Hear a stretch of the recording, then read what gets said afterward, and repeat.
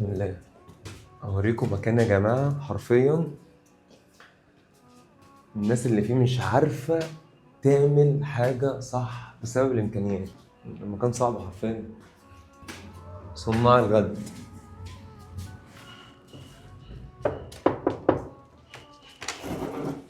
ايه ده؟ السلام عليكم. ازي حضرتك؟ عامل ايه؟ عامله انا مش ايه؟ مصدقه ان انت إيه حضرتك اخبارك؟ جيت. كويسه؟ ازيك؟ عامل ربنا ايه؟ انا مش يطمنا عليك. مصدقه حضرتك انت جاي وتزورنا طبعا شرف ليا. وكنت على كلمتك، يعني انت قلت الله لي انا يبارك. جاي انا جاي، بس الله انا يبارك. اتفاجئت بحضرتك.